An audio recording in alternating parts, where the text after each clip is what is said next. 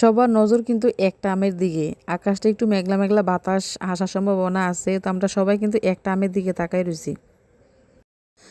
এমন মজার খাবার গ্রাম ছাড়া আসলে অন্য কোথাও পাওয়া যায় না। আমরা সবাই কিন্তু বাইরে দাঁড়াই আছিলাম, মানে রাস্তার দিকে আর কি। কিছুটা বাতাসও ছিল, আকাশটা একটু মেঘলা মেঘলা। তো আমার এক কাকার গাছে 4টা আম আছিল। 4টার মধ্যে এই আমটা সবচেয়ে বেশি সুন্দর আছিল। 4টা আমের মধ্যে কিন্তু এই আমটা সবচেয়ে বেশি সুন্দর, মানে পুরাটা আম কিন্তু পাইকে গেছে। আর আমরা যেহেতু মানুষ বেশি, জানি না কার ভাগ্যে আম আছে। অনেকক্ষণ অপেক্ষা করার পর দেখি আম বাতাসে আর পড়ে না। তো পরে ছাদের উপরে উঠাইয়া না দিয়ে আম ফারাইছি। তো আমরা যাই হোক আমার হাতে আইছে। তো আমরা কিন্তু আমি অনেক যত্ন সহকারে ধরে রাখছি, কারণ রাসু আপা কিন্তু আমের দিকে গভীর মনোযোগ দিয়ে রাখছে। রাসু আপা আবার আম লয়ে দৌড় দেয়। তো এই কারণে আমি কিন্তু একটু শক্ত করে ধইরা আমটা খাইছি। তো আম ছোটবেলায় কে এভাবে খাইছেন জানি না, তবে আমরা ছোটবেলায় এভাবে আম খাইতাম, মানে গুঁড়াটা দিয়ে ছিদ্র করে তারপরে চুইসা খাইতাম আর কি। এদিক দিয়ে দেখতেছি অনেক মটকা শাক। তো বলবো একটা মটকা শাক উড়াই। আর আমার এক কাকা কিন্তু মাছের পোনা ধরতে গেছিল। তো বৃষ্টির কারণে আইসা পড়ছে, পোনা তেমন পায় নাই। তো যেই কটা পাইছে এই কটা কিন্তু অনেক ভালো, মানে শোল মাছের পোনা আর কি। তো কাকার পোনাটা একটু দেখলাম, দেখে আমরা মটকা শাক উড়াইয়া সবাই একসাথে বসে মটকা শাক কাটতেছি। তো